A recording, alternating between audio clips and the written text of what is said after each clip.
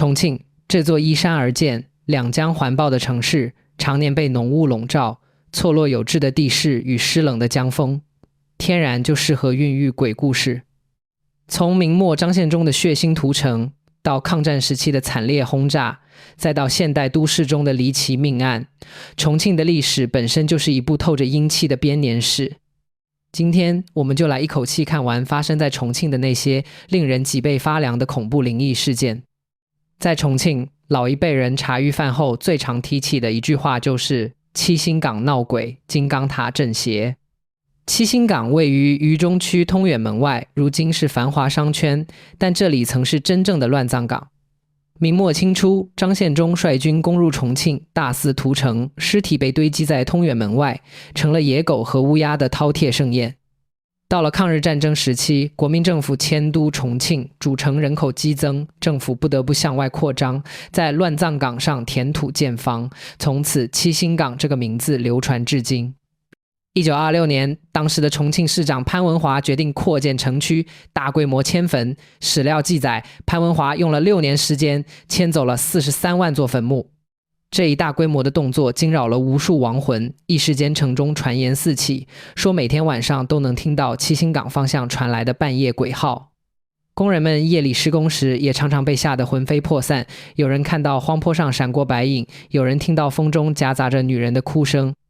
为了安抚民心，潘文华请来了西藏活佛诺那，在七星岗修建菩提金刚塔，用以超度亡魂，镇压邪祟。金刚塔高7丈8尺，分3层，塔身刻有佛说阿弥陀经。塔建成后，七星岗的闹鬼传闻才逐渐平息下来。但灵异故事并没有就此终结。1995年以后，七星岗周边又陆续传出多个令人不安的事件。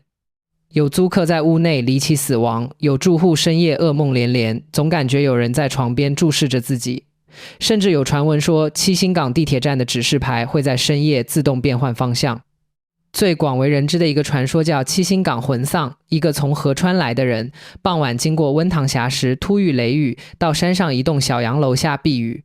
雨停后，他抬头向上一望，只见一个披头散发的女人抱着一具男尸站在窗前。他吓得狂奔而逃，跑到东阳镇时昏倒街头，被人救醒后口里一直念叨有鬼有鬼。如今的七星岗早已车水马龙，金刚塔依然矗立。民间认为那43万亡灵并没有真正离去，只是被金刚塔压着，不敢作乱罢了。沿着嘉陵江北上，来到北碚区大头口附近的山脊上，有一座破败的百年洋楼，这就是被称作民国第一鬼屋的白家洋楼。这座中西合璧的小洋楼建于民国初年，由爱国实业家卢作孚为留洋好友白敦荣修建，目的是让体弱多病的白敦荣在此养病。然而天不遂人愿，白敦荣住进洋楼不到1年便撒手人寰。他的外国妻子白夫人因悲痛过度，常常在深夜独自哭泣，那一声声凄厉的哭声飘出窗外，被路过的村民听见，一传十，十传百，闹鬼的谣言就这样传开了。后来白敦荣去世后，因无人料理后事，遗体停放在屋中一段时间。有村民说半夜看到洋楼里有白衣女子在飘荡，还有人说自己在地上看到了血迹。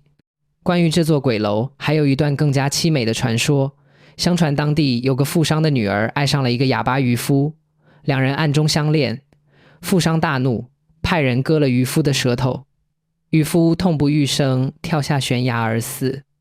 富商女儿得知后也绝望地跳江自尽，从此以后每到夜深人静时，就能在鬼楼附近听到一个女人悲伤的歌声。当地人传说，这就是那个女孩的魂魄，一直在寻找她的爱人。这个凄美的爱情故事后来被拍成了电影《夜半歌声》。上世纪60、70年代，相关部门曾派人去拆除白家洋楼，结果在施工过程中发生了多起意外。墙体突然倒塌，砸死了工人。有人在楼前的草地上看到渗出的血迹，烟囱的砖头莫名其妙坠落，砸伤人。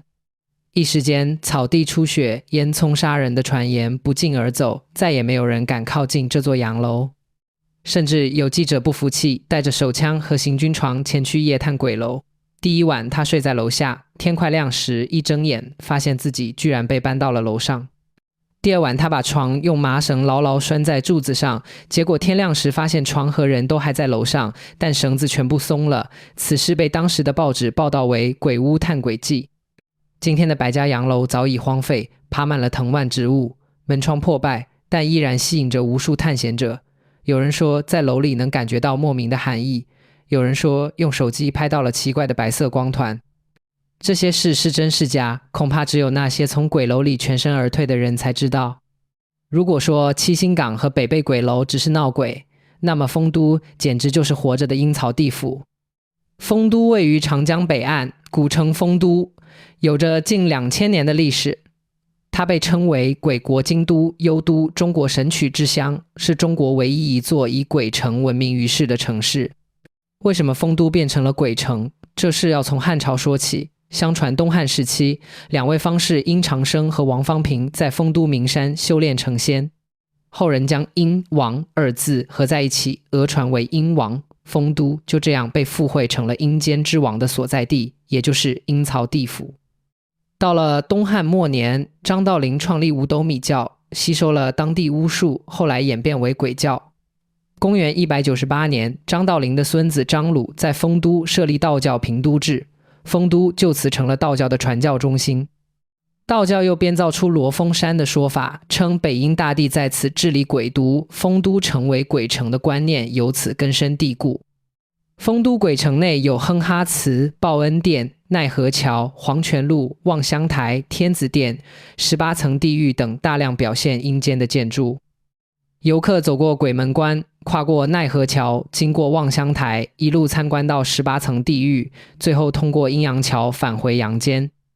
但最让人后背发凉的是那些发生在丰都周边的县市灵异事件，当地流传最广的是鬼打车的传说。有出租车司机深夜在丰都周边接到一名女子，女子上车后一言不发，到目的地后递上一张100元钞票，司机找了零钱给她，等车开出一段路后低头再看那张钞票，竟然变成了一张冥币，司机吓得回头去看，后座上早已空无一人。还有游客称自己在丰都鬼城夜游时，听到了不知从何处传来的低语声，像是有人在念经，又像是一群人在哭。也有人拍到了景区内凭空出现的白色光点或诡异的黑影。当然，丰都鬼城的各种鬼神角色也为这些故事增添了丰富的素材，阎王、黑白无常、牛头马面、孟婆。传说孟婆原为西汉人，因不记过往，被阎王封于奈何桥边，专门为亡魂煮汤，让他们忘却前世。不论你信不信鬼神，丰都鬼城这个称号已经深深地刻在了中国人的集体记忆里。在所有重庆灵异事件中，红衣男孩事件无疑是传播最广、争议最大，也最让人不寒而栗的一起。时间回到2009年11月5日中午12时许，54岁的农民工匡继律从江北赶回巴南区东泉镇双星村高石坎，为住读的儿子送钱。到了家门前，他发现正门、侧门都紧锁，唯独平时从不开启的后门虚掩着。他从后门进去，眼前的一幕让他瞬间崩溃。他13岁的儿子匡志军身穿一件鲜红色连衣裙，事后证实是他表姐的裙子，里面还穿了一件贴身女士泳衣，双手双脚被绳索紧紧捆绑，头朝下，脚朝上，被倒吊在屋内的横梁上。男孩的脚上绑着秤砣，额头上还有针扎过的痕迹，现场没有打斗痕迹，没有外人入侵的迹象。这起事件的诡异程度之高，令人毛骨悚然。为什么穿女装？一个13岁男孩为什么会在自己家里穿上女人的红裙和泳衣？为什么被倒吊？这不是常见的自杀方式，要想完成这样复杂的捆绑和倒吊，几乎不可能是自己完成的。为什么脚上绑秤砣？民间传说中，坠魂砣是一种邪术道具，用来镇住魂魄，不让其离开。为什么额头有针痕？坊间传言这对应了所谓的分魄针，也是邪术的一部分。一时间网络上众说纷纭，有人说是养小鬼失败的后果，有人说这是茅山邪术，用童子来施替死之法，还有人把事件与当时全国多地接连发生的青少年离奇死亡事件联系起来，认为是某种邪教连环作案。此后，此案被不少自媒体列入中国10大灵异事件之首，直到今天，各种解说视频依然热度不减。那么真相到底是什么？多年后，法医和心理学界给出了一个更为理性的解释：性窒息死亡。所谓性窒息，是指通过故意限制自身氧气供应来获得性快感的行为，多发生于青少年。男孩身上的绳索、泳衣、倒吊等可能都与此类自我行为有关。警方也在其电脑中发现他生前曾浏览过与捆绑相关的网页。但即使是这样科学的解释，依然无法完全平息民间的灵异之说。毕竟，一个13岁的孩子怎么会懂得如此复杂的绳结技术，又怎么会把自己吊在房梁上？如果说红衣男孩是真实的悲剧被误读为灵异，那么接下来的这个故事就是彻头彻尾的互联网都市传说了，但它的恐怖程度丝毫不减。2021年，一位网友在豆瓣灵异组和天涯论坛同步发帖，讲述了自己和妻子在重庆新租的房子里遇到的灵异事件。帖子一出，立刻引爆全网，被网友称为近年来最精彩的灵异神贴。故事的大致经过是这样的：发帖人和妻子搬进重庆某小区的新租房后，两人开始做同样的噩梦。梦里总出现一个空旷的空地，空地上站着3个人，具体来说是2个不干净的东西和一个道士打扮的黑衣人。道士面前的桌子上放着一尊全黑的神像，神像前倒插着3炷香，地上铺满了黑底金字的符纸。这对夫妻被噩梦折磨的精神将近崩溃，为了躲避，两人甚至搬出房子去住酒店。结果就算换了地方，同样的噩梦依然追来了。这说明那2个东西不是房子里的，而是跟在他们身上的。此后事件持续发酵，发帖人请来了各路大师、道士前来驱邪，但过程一波三折。后来一位贵州老道出手，用葫芦收服了一种名叫拟的东西。在中国传说中，人死为鬼，鬼死为拟，也就是说，这玩意儿比鬼还恐怖。最终邪祟被收服，夫妻俩才得以安宁。整个故事层层递进，细节丰富，读起来让人汗毛竖起。虽然后来也有人质疑这是小说创作而非真实经历，但无论真假，它都成为重庆灵异文化中浓墨重彩的一笔。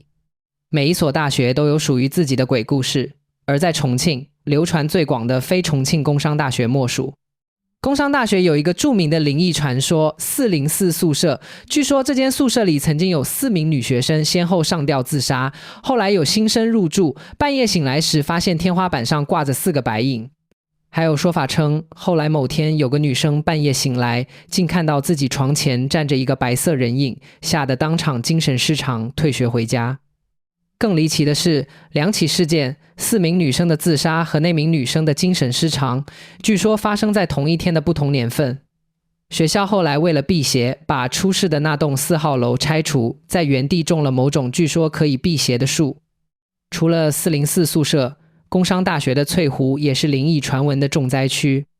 翠湖在抗战时期日机轰炸重庆时被用来掩埋遇难者遗体，后来蓄了水，加上回龙湾一带飘来的冤魂，据说怨气特别重。民间传言翠湖每年都会淹死一个人，甚至连旁边的小树林也不干净。很多工商大学的新生在入学时都会被学长学姐用这句话吓唬过，没事别去翠湖，晚上更别去。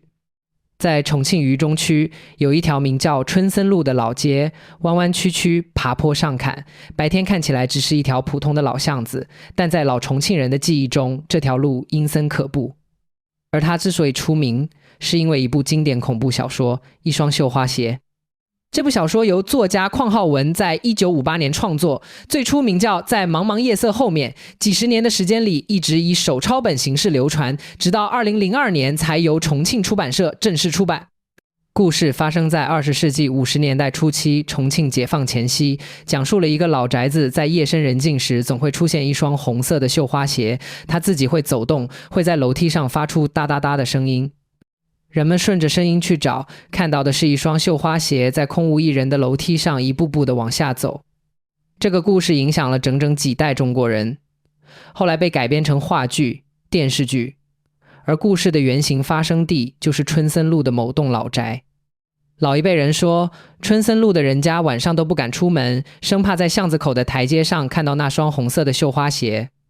重庆石门大桥是连接沙坪坝和江北的重要桥梁，但这座桥在民间灵异故事中也有自己的位置。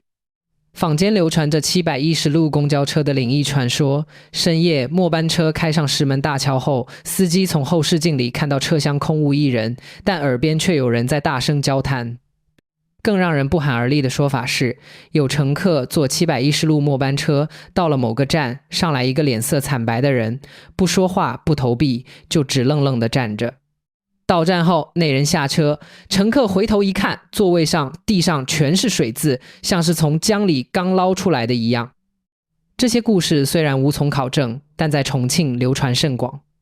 重庆人爱吃火锅，但你可能不知道，鸳鸯锅的传说也带着一股阴气。当地流传着这样一种说法，吃火锅时，红汤是给活人吃的，白汤是给死人吃的。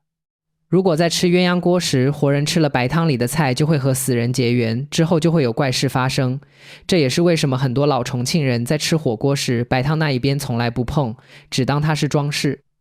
还有传说称，某些火锅店深夜打烊后，店员会看到锅内自己翻滚冒泡，锅边的椅子上隐约坐着几个人影，那是白天在这里吃过饭的亡魂舍不得走，又在深夜回来续桌了。为什么会是重庆？为什么这座山城有着如此密集的恐怖灵异传说？原因有三：第一，地形使然，重庆是山城、江城，常年大雾弥漫，日照少，湿气重，雾遮住了视线，也遮住了人心。在山城弯弯曲曲的台阶小巷中，稍不留神就可能被什么东西吓一跳。古人说，巨阴之地往往就是这样的地形。第二，历史使然，从明末张献忠屠城，到抗战时期的大轰炸，再到各种自然灾害，重庆历史上经历过太多死亡。七星岗43万座坟，丰都的尸骨，翠湖下的冤魂，无不是这片土地上血与泪的见证。第三，人心使然，最可怕的从来不是鬼，而是人心。正如有哲人所言，人们成鬼无非是爱情、工作、学业的困惑，每一个灵魂都在承受着生前的苦难。几乎所有这些灵异故事的背后，都藏着一段真实的历史悲剧。七星岗是屠城的痕迹，北碚鬼楼是失去爱人的寡妇的哭声，丰都鬼城是古人对死亡的想象与敬畏，红衣男孩是一个被忽视的心理健康悲剧。那些所谓灵异事件，说到底都是一个城市在过去几百年里流过的血，流过的泪。到了今天，重庆早已是中国西部的超大城市，高楼林立，车水马龙。但如果你在深夜走到七星岗，路过那座沉默的金刚塔，如果你在雾天来到北碚，远远看到山顶上那座被藤蔓包裹的破败洋楼，如果你在丰都的奈何桥上闭眼站一会儿，感受江风吹过耳边的声音，你也许会觉得那些传说也不是没有道理。说到底，灵异故事之所以能流传下来，不是因为人们真的相信有鬼，而是因为这些故事替我们记住了那些不该被遗忘的人和事。无论你是无神论者还是敬畏鬼神者，在重庆的夜色中走一走，你总会觉得风里藏着一些故事，而其中一些故事并不想说给活人听。